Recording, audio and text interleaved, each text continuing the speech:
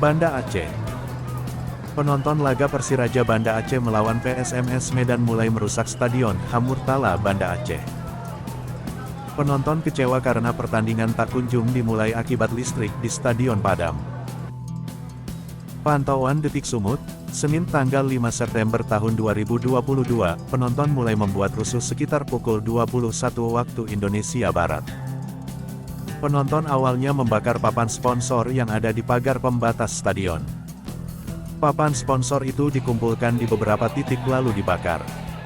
Penonton juga membakar jaring gawang dengan papan sponsor yang terbakar. Selain itu, penonton juga merusak area tribun. Sekitar pukul 9.50 waktu Indonesia Barat lampu sempat menyala namun tak sampai 1 menit kembali padam. Aksi penonton semakin tak terkendali setelah panitia membuat pengumuman liga ditunda. Panitia berjanji akan menggelar pertandingan kembali dan penonton disebut tidak perlu lagi membayar tiket. Penonton nanti akan nonton secara gratis, kata panitia lewat pengeras suara. Sebagian penonton memilih meninggalkan stadion dan pulang. Namun sebagian massa mengumpulkan barang-barang di stadion untuk dibakar.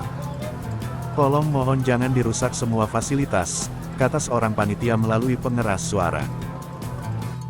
Sebelumnya, listrik di Stadion Hamurtala Banda Aceh padam menjelang laga Persiraja Banda Aceh melawan PSMS Medan.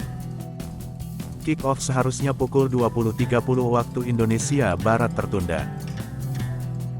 Persiraja Banda Aceh menjamu PSMS Medan dalam Liga 2 musim 2022-2023 yang digelar Senin tanggal 5 September tahun 2022 malam.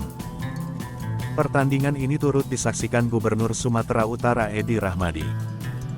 Sebelum laga digelar, pemain sempat melakukan pemanasan di dalam stadion.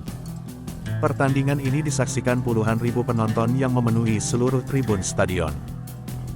Sekitar pukul 20.25 waktu Indonesia Barat, para pemain bersiap-siap masuk ke lapangan untuk melakoni laga. Tiba-tiba, seluruh lampu stadion kecuali tribun utama padam. Gemuruh suara penonton terdengar. Mereka sempat menghidupkan senter sebagai penerang. Pertandingan perdana Persiraja menghadapi PSMS Medan sejatinya dimulai pukul 20.30 waktu Indonesia Barat. Namun hingga pukul 20.49 waktu Indonesia Barat, listrik di stadion belum menyala.